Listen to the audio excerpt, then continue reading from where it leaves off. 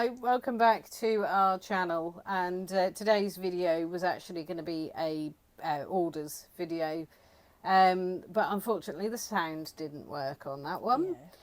Who knows why? It could have been microphones, user error, it could have been anything, but you've ended up with this one instead, which is about the eBay seller clinics. Yes, I'm not sure if you know about this, but when eBay announced that it was going to be fee-free for the general public, they gave sellers, businesses, a few little things to sweeten the kind of soften the blow, really. Yeah. And one of which was their seller clinics, where you book in a little appointment, they give you a call, and they tell you how to make your business awesome. Yeah, they give sell everything, and Yeah, they just give you recommendations, basically, things to don't improve they? on. And they do tell you it's going to be 45 minutes, don't they? But how long was your call? About 6. About 6 minutes. So it wasn't as, groundbreaking amount of time that you were on the phone to them. But it is hard to improve on perfection. However, I think the majority of stuff that you talked about with this person was about stuff we already do anyway. I mean, wasn't it? The phrase "teaching your grandma how to suck eggs" comes to mind, because he didn't tell me anything we didn't already know. Yeah. And in fact, I think he was going through quite a lot of things with you about our store, and he was kind of ending the sentence with, "But I see you do that anyway." Yeah. And it was just that over and over, wasn't it? Yeah. He was like, one of the best ways he said algorithm about 100 times. And he had a lovely Irish accent, so it was quite nice to listen to. Quite joyful. Yeah. You do a good Irish accent, don't you? Oh, yes, I do. I could be one of their operatives. Yes. Maybe. Who knows? Yeah. But anyway, he said that one of the better ways to improve your listings is to include as many photos as you possibly can, but at least 5 or more. Yeah. All of our listings have 5 or more photos, which he did point out. Can I just refer to the report Go on on. this one? Because this is what he said was You do get 5 or more. It all itemised down in a little email report afterwards. Now, our report is 3 pages, and I've got it in front of me here. The first page is simply the cover.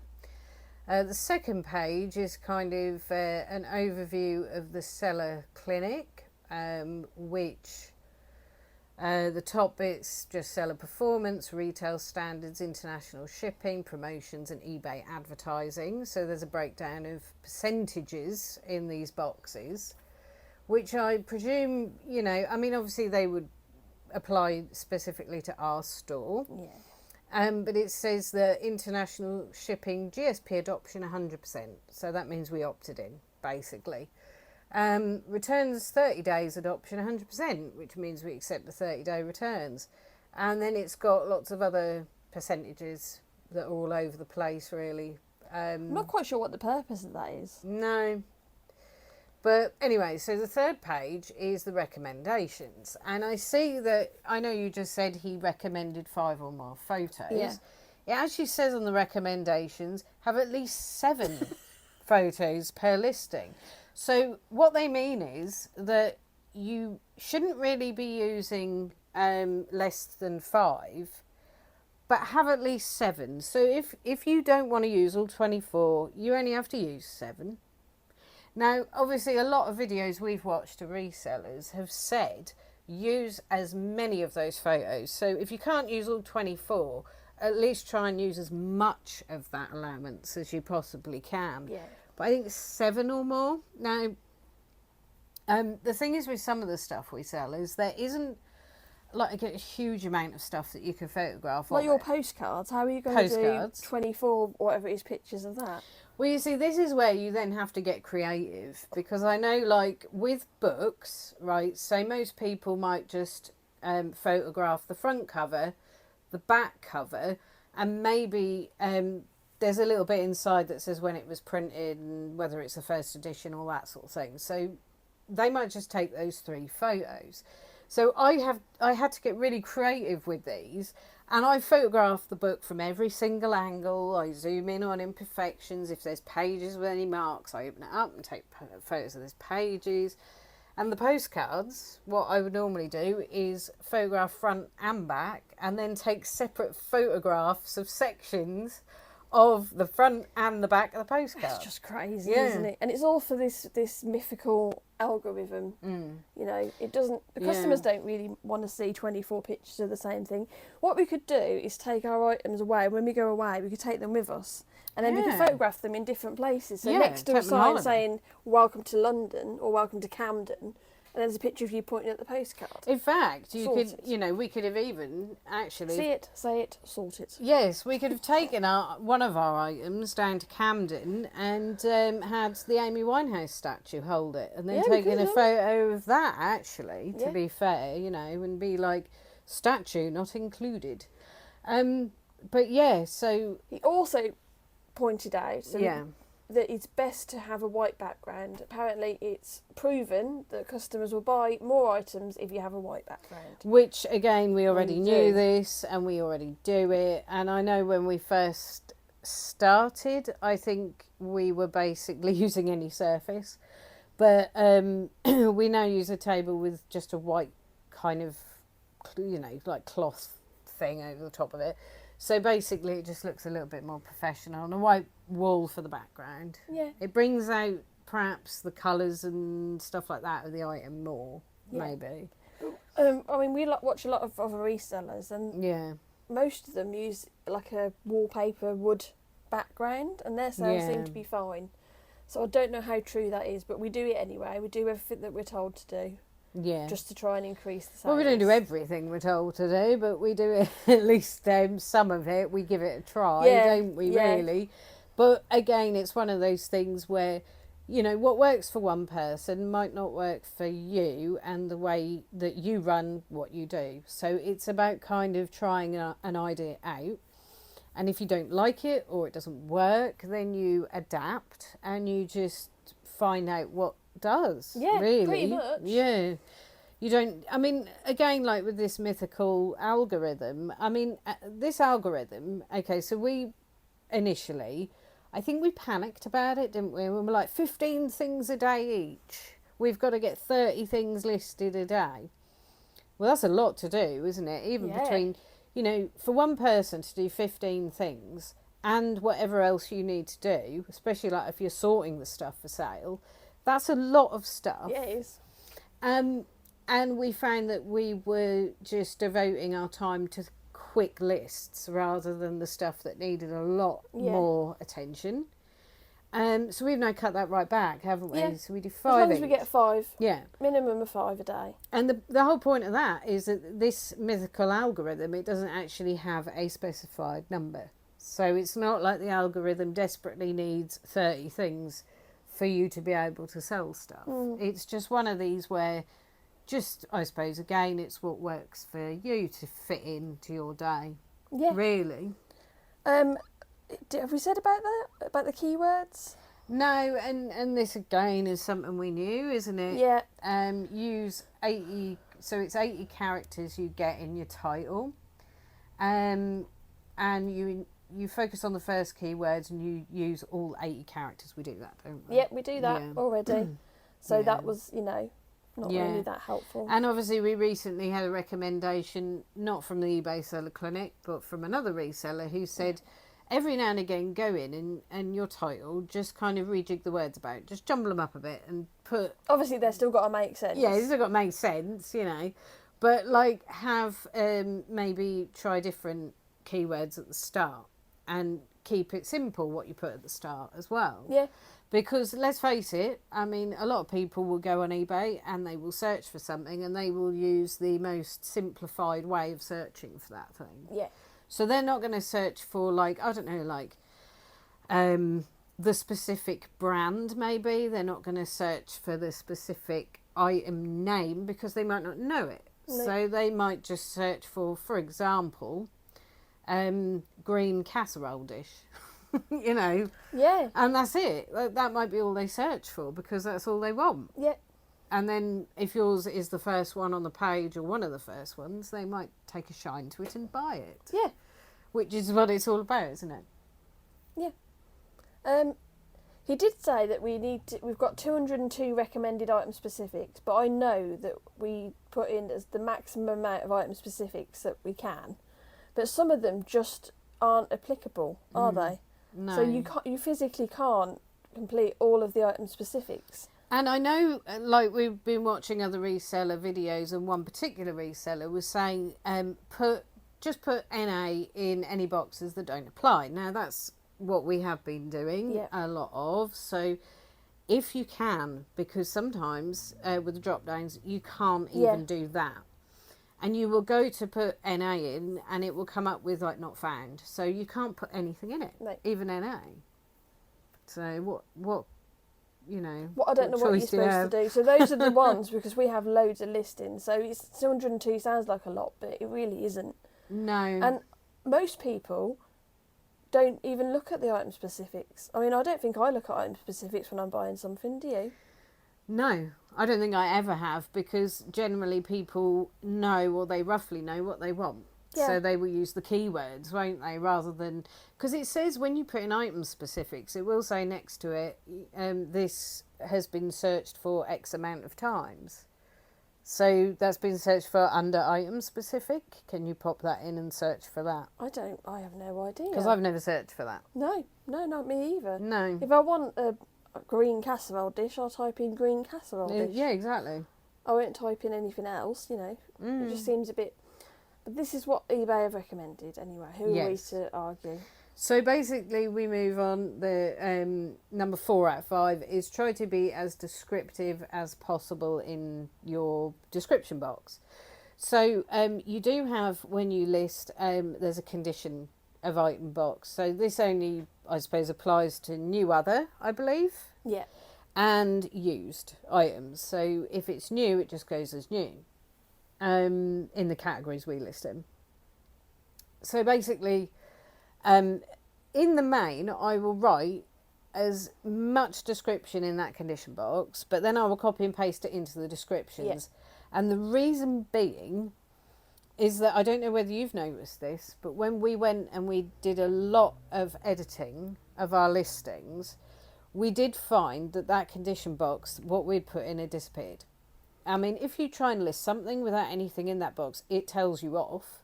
But apparently it will just also randomly disappear. So luckily, because, you know, I have this habit of copy and pasting straight into the description what that box says, all I have to do is copy and paste back in the opposite direction. And that's handy. That's handy for me. But it's inconvenient, isn't it? It is really inconvenient. And it doesn't make any sense why it even happens. I don't know.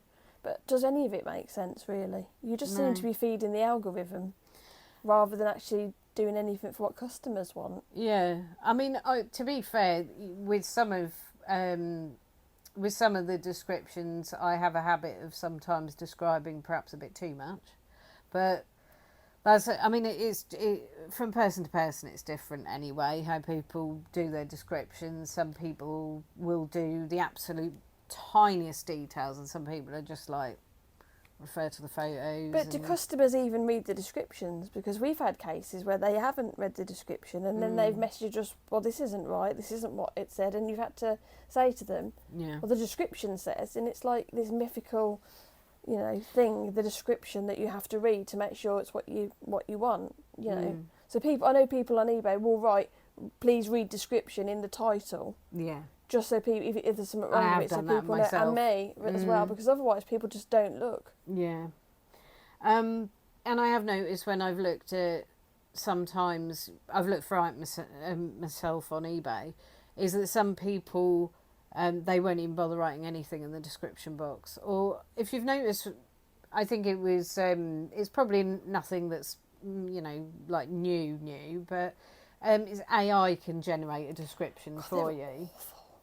And all it does is it describes it in extremely flowery language about how great the item is, and you should buy it because it is a, I don't know, yellow rabbit plush, and it's 18 centimetres tall, and it has the cutest... well-made, this, that and the other. And actually, in a description, I don't know about you, I want to know what's wrong with it. I don't particularly want to know that it's this thing I can actually see. Is anything wrong with it? Does it work?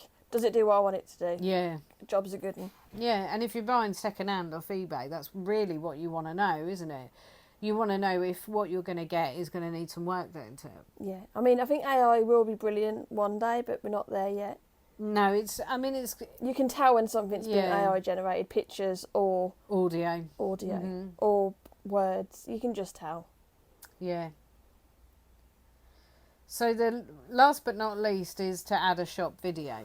There is something else that he suggested before this, actually, and he hasn't written it in there. Okay, what did he And that was suggest? the returns that I told you about, which I was gobsmacked at this.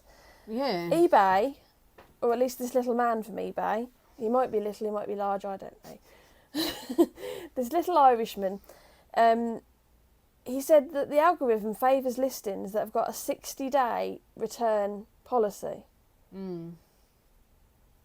And he recommended that we have a 60-day return policy. And I was making notes, and I wrote it down, and next to it I just wrote, lol. There is no way that I would ever have a 60-day return policy, because people abuse the return policy anyway.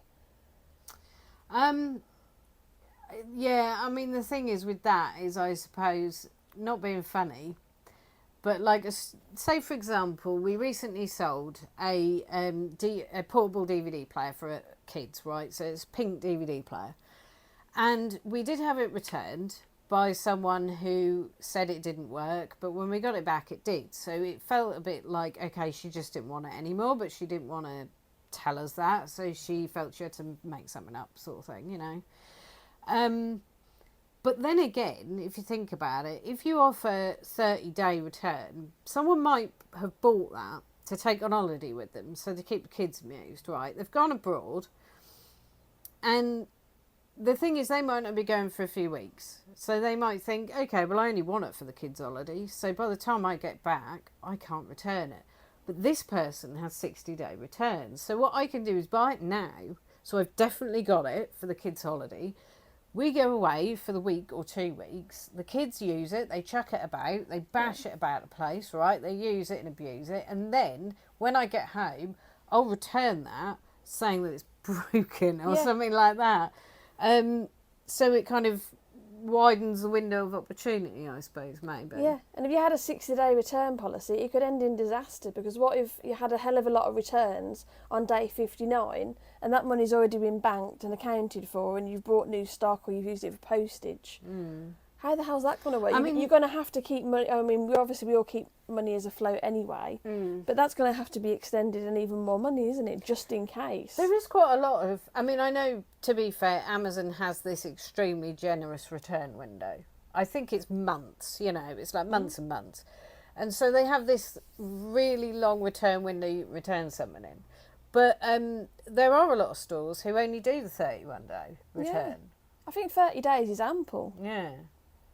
I mean, so if it doesn't work, you're going to know straight away, aren't you? And if it doesn't work after 30 days... Yeah, I mean, obviously we don't want to appear cynical over this. No, it might be... Of course not. It might be you have a 60-day return policy and it might work. So if you leave in the comment whether you have that... Or whether you would have that. Yeah, and if you know it works, or if you think it might work, then... leave that in the comment, because we're just kind of a little bit, we don't know what that's about, really, do we? To be fair, whether that would work or not. And he also suggested that we include free postage on all of our items, but recoup the cost by adding, like everyone does. It's not free post because you're making the item more expensive to account for that. And I said to him, we did have free post, but our sales dipped. So we tried adding post and then sales picked up. And he said, oh, I've never heard that before. That's really strange. But I've heard it quite a lot from people that has happened. See, I know there are a lot of resellers who have a combination of paid for postage and free postage, and that works for them on some of their items. We did a blanket thing of free post, and we kind of felt like maybe it worked. I don't know, but people, I think, were seeing that amount and thinking it was a lot of money. But when you then add the postage in, I don't know, I feel it's more transparent for them, to be fair.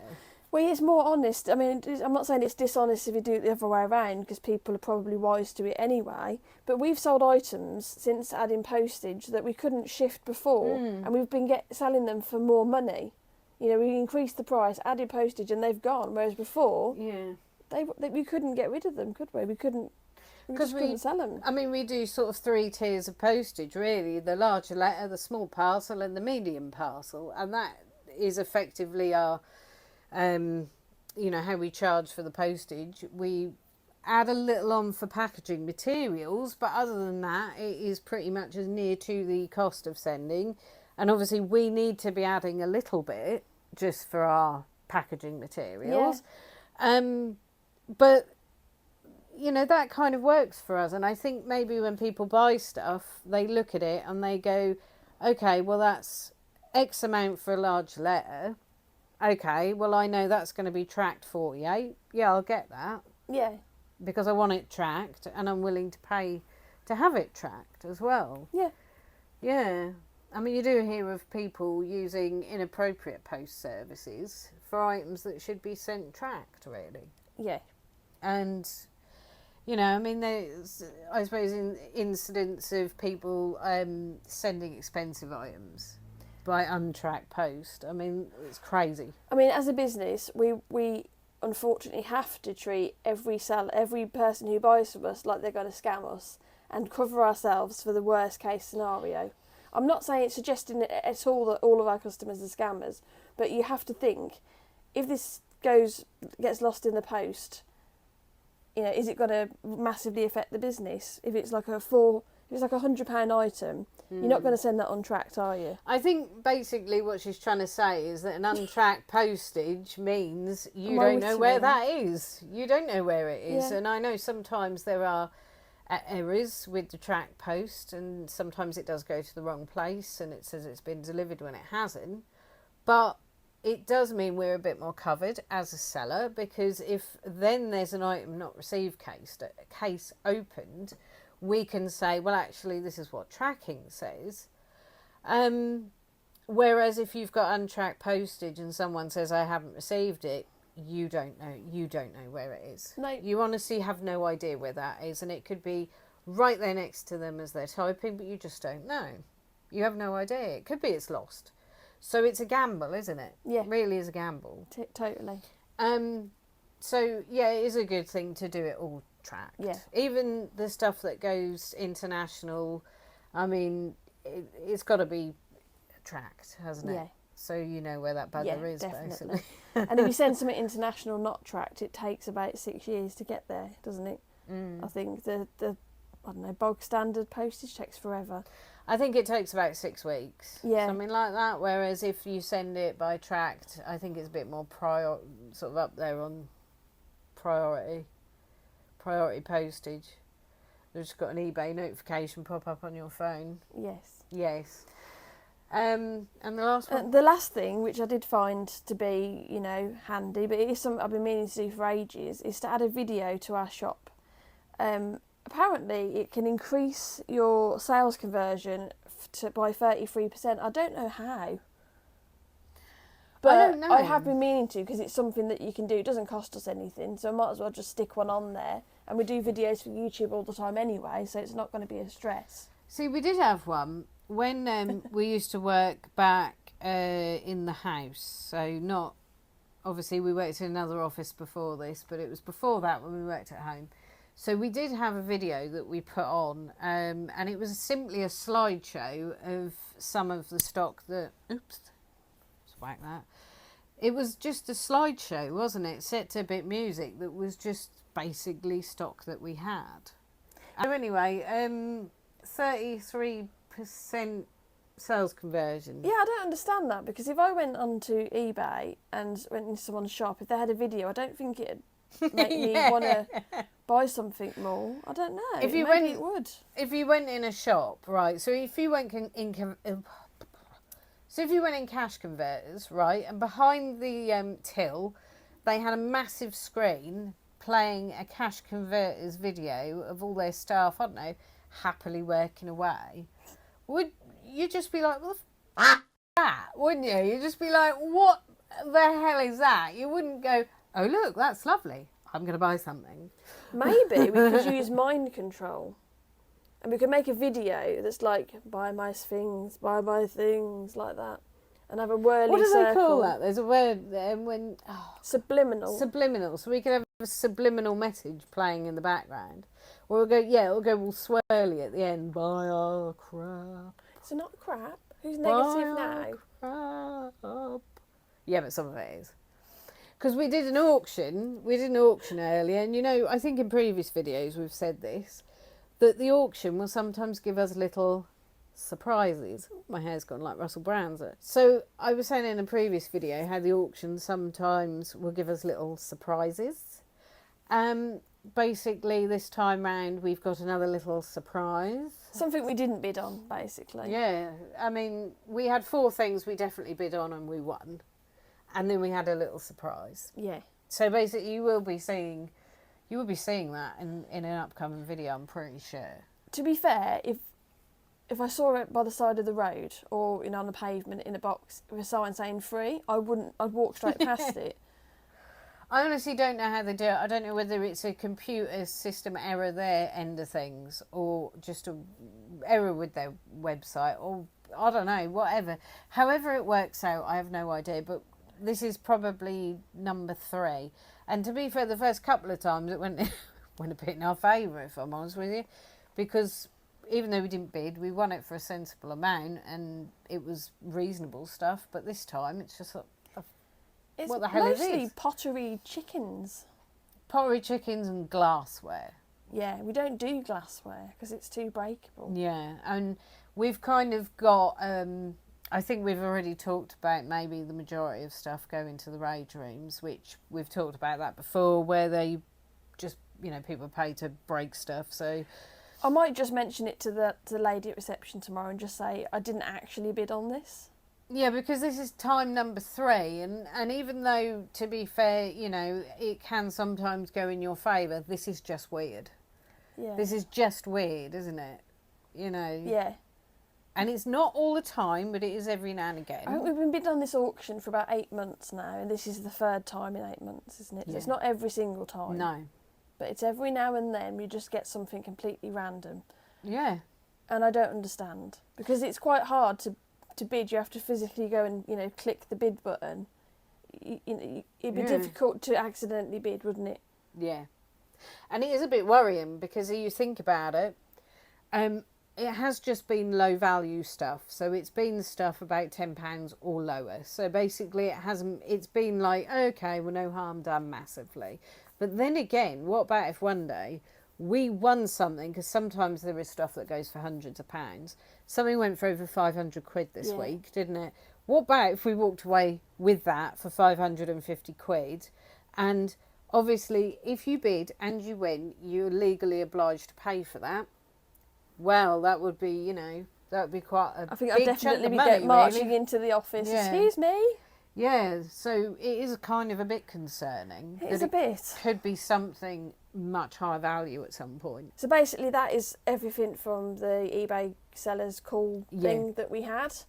As is typical, we went off on a couple of tangents, but that's just how we are, because, whatever. And yeah, so really not a huge amount of recommendations we can work on. No. It did feel like, to be honest, I don't want to be negative, but it did feel like a bit of a waste of time. Even though it was about 6 minutes. Well, to get a phone call that, some people might be like, oh, actually, there are things that I want to ask them, I want to talk about. But to get a phone call where they just tell you essentially, like, okay, these are what you should be doing. Oh, you're already doing them. Oh, don't worry about it then. It does make me wonder how they would have handled it if you had a really specific question about something difficult, So basically, let us know in the comments if you've had one of these phone calls and if you have had a really, really intricate conversation with them about the inner workings of anything specific and how they handled it. Yeah. Or whether they kind of are a bit scripted, if you see what I mean. It does seem a bit like just paying lip service, isn't it? So let's give them this for free, but it's not actually that helpful. Well, I mean, I am sceptical about this though. I don't know, because to be fair, to phone you up and tell you that you should be doing certain things, but because you're already doing them, you don't have to worry about it, seems like... Yeah. I don't know, it seems a bit strange. Yeah, but as we say, if you've had any experience with one of these calls, then let us know. And don't let it put you off, because it might be that they'll, I don't know, give you different advice. Well, I mean... And it is free, so... the eBay forum, like community forum and stuff, and if you go on Reddit as well, there's an eBay reseller advice thing as well on there. The general consensus is it depends which customer service representative you get. Okay. So some of them are going to be absolutely spot on with their advice. They're going to be super helpful. They're going to make sure that you get what you need out of the phone call and stuff like that. And some of them are just like, I don't know. Well, he had a lovely voice, I can tell you that. So I think it's part like how you know, which one of the staff you actually speak to as well. Yeah, I mean, he was very polite and he was nice and friendly, but I don't think I learned anything. To be fair, I think that, I mean, this is constructive criticism of this phone call that we had. Okay, so it might have been different for you, but constructive criticism is, I think that they should, because on our thing here we've got 5 focus areas. I think they need to really pick apart your store for the entire 45 minutes, right? So they need to go through stuff with you properly. And it does make me wonder how much actually looking at a store they did before the phone call as well. He did say that he had. But I didn't get the impression that he had. Maybe he'd just scanned it, you see. So maybe it would be better to have somebody who would actually have a proper look at your store and have a proper list of notes that they phone you up and they say, okay, this is what I've noticed.